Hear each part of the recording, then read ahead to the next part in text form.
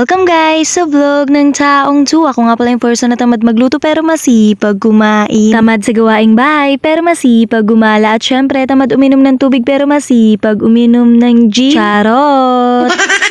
So for today's video nga mga che, meron na naman akong i-share sa inyong panibagong videos. Noong October 21 nga mga che, nung nasa Bataan nga kami, akala ko nga po may pupuntahan lang talaga kami dyan. Sabi po kasi ni Papa Ding ay titingnan lang namin kung ayos na ba yung motor niya na pinapagawa dahil nga po sira po yun. Pero nagulat nga kami mga che dahil sobrang layo na nang napupuntahan namin. Oh no! So mga che, eto na nga, sasabihin ko na nga talaga kung saan nga po kami papunta. Eto na nga mga che, pupunta nga po kami sa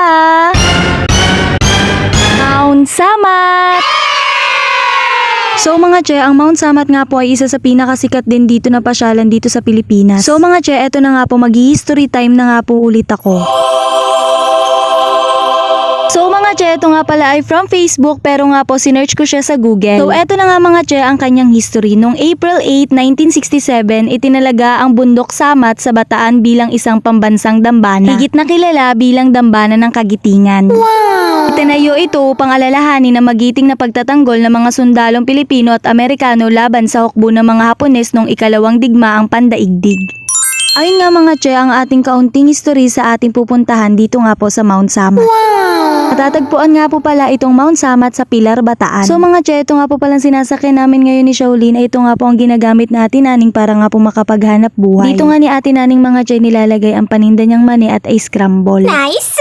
Kaya nga po kami na lang dalawa dito ni Shaolin ang nakasakay dahil nga po nagpaiwan po sila Ate Naning dun sa may ibaba. Baka nga po kasi hindi kayanin itong sinasakyan namin kung kami pa nga pong lima. So mga che, eto na nga po, nandito na nga po kami sa Mount Samat! Wow!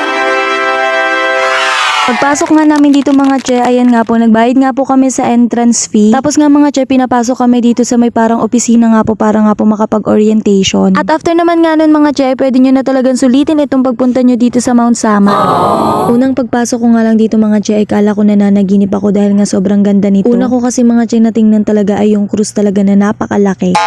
Sa lahat nga mga che nang napuntahan ko, isa talaga itong Mount Samat sa napakaganda at gustong gusto kong balik-balikan. Sayang nga lang mga che at hindi dito kasama sila mama. Biglaan lang kasi ito mga che dahil akala talaga namin ay titingnan lang namin yung pinapaayos ni Papa Ding na motor. Kaya naman nga talaga mga che ay pati si Shaolin ay hindi nga po nakapagilamos dyan.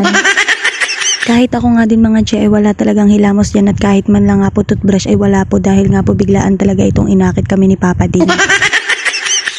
Kaya naman nga mga che, kahit nagmamadali rin kami dyan sa mga oras na yan ay nagpicture taking na rin naman nga po talaga kami at nagvideo. Sinulit na nga rin talaga namin mga che kahit dito lang kami nakapag-video at nakapag-picture. Nakaka-amaze nga dito mga che dahil napakaganda talaga. Wala talaga akong ibang ginawa dyan kundi talaga sinulit din talaga ang pagpapapicture at pag-video dito dahil nga talagang napakaganda at napakalinis din dito sa lugar na ito.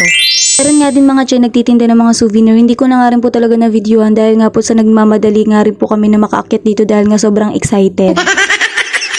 So ayan nga mga che, kung makikita nyo naman talaga ay napakaganda nitong cruise na ito at talagang may elevator pa sa loob po na yan. Mabuti na nga lang talaga mga che, itong pag-video at pag-picture namin dito sa may cruise ay hindi nga po natakluban ng ulap itong cruise dahil nga po napakainit talaga. Kaya naman nga po talaga mga person ay silaw na silaw, kaya naman talaga para talaga mga singkit sila oh.